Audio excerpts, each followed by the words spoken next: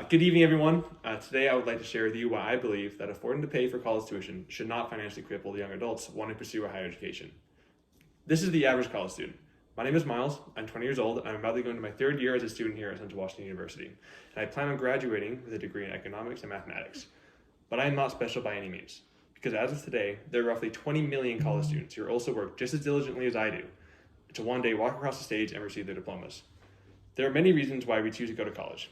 Some say it might be for the experience, the first grasp of freedom and independence for your family. Others see it as a way out of a less than fortunate situation. But I think that we can agree that regardless, college provides a platform that allows students to reach a greater level of success. There is a catch, however, and it is a big one. College has become expensive, and it has become one of the largest factors that prevent people like us to receive a higher education. And knowing this, I would like to show you why I believe that student loans should be forgiven. Let us briefly look at some numbers.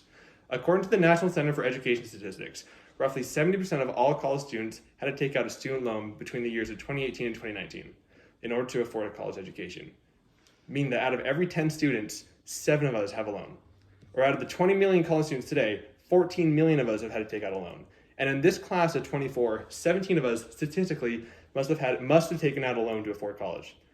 And while it may seem obvious that the benefits of a college education outweigh the cost of a student loan, which explains why 70% of us chose to take out a student loan, the overall cost of affording a loan in college education has become increasingly expensive over just the past 10 years.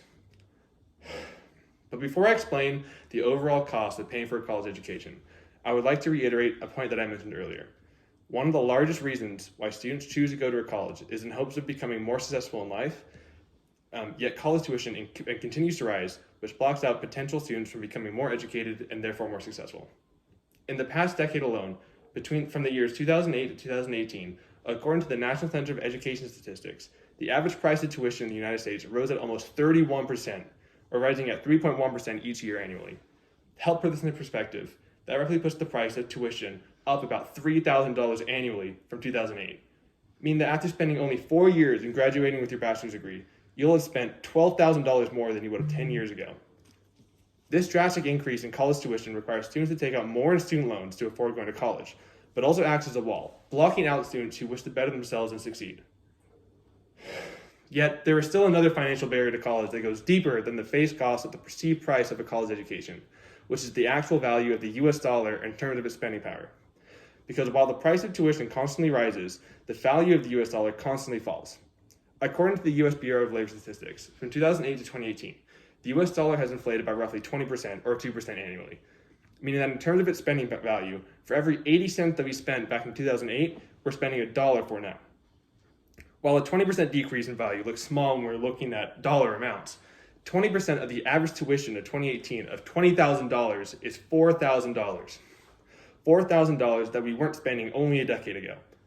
With the average cost of tuition rising at the rate at which they are, as well as the devaluing of the dollar, affording college has become unrealistic to the average college-age student. Furthermore, also from the U.S. Bureau of Labor Statistics, college students typically work part-time jobs and minimum wage jobs.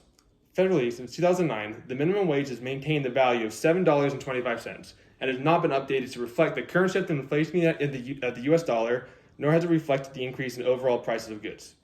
And as prices and tuition continue to increase, college students are left financially crippled because of wage stagnation, which has caused students to have to afford college through means of student loans rather than through working and saving money. And lastly, as society becomes better educated, we are able to reap the benefits from a society that has failed in its effort to educate the population.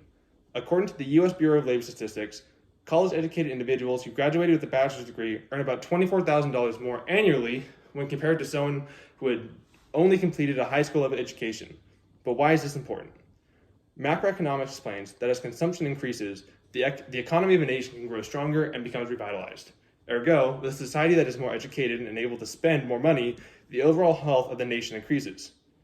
However, there are more benefits than just the economic health of a nation. Individually, an increase in spending power and disposable income have shown to improve overall well-being and happiness of an individual, and allow individuals to improve upon their abilities to succeed in life.